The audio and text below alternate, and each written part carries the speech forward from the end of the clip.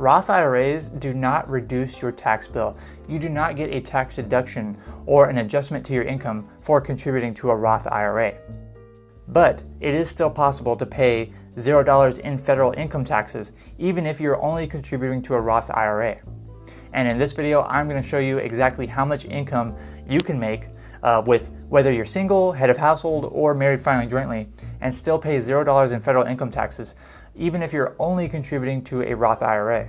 So in order to come up with this fun calculation, whenever it comes to taxes, I love doing these little calculations. Whenever it comes to these kind of calculations, we need to make some assumptions. So the first assumption is that your max income is going to be your adjusted gross income. So basically, whatever income you make in this hypothetical situation, it is going to be what your adjusted gross income is. There are no other adjustments to your income. So if I say you make $50,000, that is how much you make, you have no deductions, and your adjusted gross income is $50,000. And you'll see that on the charts in just a minute, because it is possible that your actual gross income could be more, but just for the sake of easy math and for this argument, this is what your adjusted gross income is, your gross income. And then the second assumption I'm going to make is that you're going to only qualify for the Savers tax credit. So this is the only tax credit that you're going to qualify for. The Savers tax credit, I've done a whole video on it explaining it, but basically you can get a tax credit if your income is under a certain amount. It can pretty much eliminate your tax bill, and it's an incentive just for you to contribute to your retirement account and for you to pretty much grow your net worth. It's a really great tax credit. The other assumption is that you're going to be able to max out your Roth IRA. So currently in 2020, for a single person, that maximum amount that you can contribute to a IRA is $6,000, and if you are married filing jointly, that is $12,000. So you'll see those numbers on my calculations. And lastly, I already mentioned that in the beginning, is that I'm going to be doing these calculations for a single person, a person that is filing head of household, and a couple that is married filing jointly. So we're going to see how much income maximum that they can make and have a $0 tax bill, thanks to the Savers credit and thanks to just contributing to a Roth IRA. Okay, so I am going to lose you for just a second because I'm just going to put up some screenshots on the screen, and then I will explain them to you. So here you can see on the screenshots, on the left I have our Savers credit and how much it is worth, and we have the first two tax brackets, the 10 and 12%. And then you also see the filing statuses. So I've got joint, head of household, and single. And so if you are married, you can make up to $42,500 combined in adjusted gross income. You can take the standard deduction, which is $24,800 in 2020, and that leaves you with a taxable income of $17,700. That leaves you in the 10% tax bracket, as you can see on the tax bracket one. That is 10%, so that would be $1,770. That would be your original tax bill. Now, since you contributed the maximum amount to the Roth IRA, you contributed $12,000. That is $6,000 per person because you are married filing jointly. And then you qualify for the Savers credit at a rate of 20%. As you can see, based on what your adjusted gross income is, that is going to determine how much of a credit you get for how much your contribution you made. That would give you a credit amount of $2,400, and essentially that will wipe out your total tax bill, which was originally $1,770. So you pay $0 in taxes, and then what I put at the very bottom is income left over. So basically you have $30,500 to spend because you contributed $12,000 to your Roth IRAs. And so that is how much you can make as a maximum, only using the retirement savers credit if you are married filing jointly. And the reason is that if you actually made a little bit more in adjusted gross income, you can see that on the savers credit, once you get over $42,500, you are actually bumped into the 10% credit amount rather than the 20% credit amount. And if you did that, your Roth contribution of $12,000 would only be given a Savers credit of 10%. And that would mean that your credit will go, instead of being $2,400, it would be only $1,200.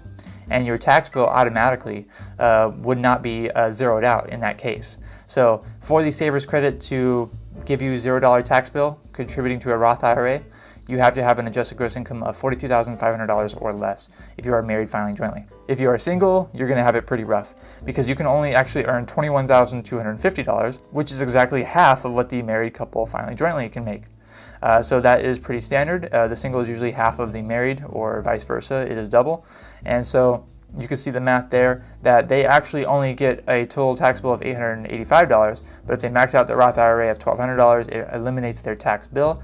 But If they made more than $21,250, they would be bumped into the 10% tax credit rate, just as the married couple would have been, and then that would cut their credit amount in half to $600, and then it would not eliminate their tax bill.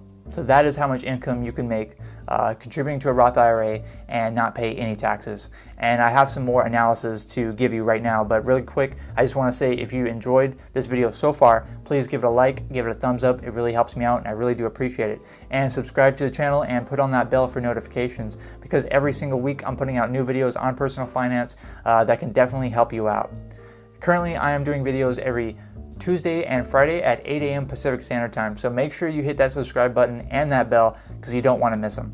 And next, what I want to talk about is the shortfalls of this analysis. So there are some shortfalls of how I did this math. So obviously it is oversimplified, right? I'm completely only using the retirement savers credit, but you could possibly qualify for other tax deductions or other tax credits.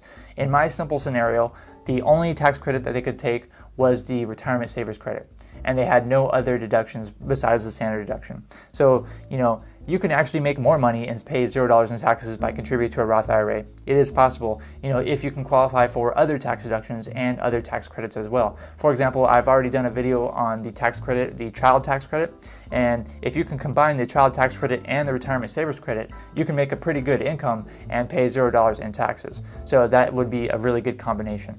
Another shortfall of this analysis is that having a $0 tax bill, it's not the end all and be all. That's not the number one goal of everything, is to just have a $0 tax bill. But it is fun to, run these analyses and run these little calculations just to see, what would it be like to pay $0 in taxes? How much could you make? So it is pretty fun, but, having a $0 tax bill isn't the number one goal. Your tax strategy, it should be a lot more comprehensive than just paying a little bit taxes now. Even though I think that is a pretty good strategy for most people, it is not the end all be all, the number one strategy for everyone. Another thing that you could do is you can actually, combine traditional IRA or a traditional 401k contribution with your Roth IRA contributions.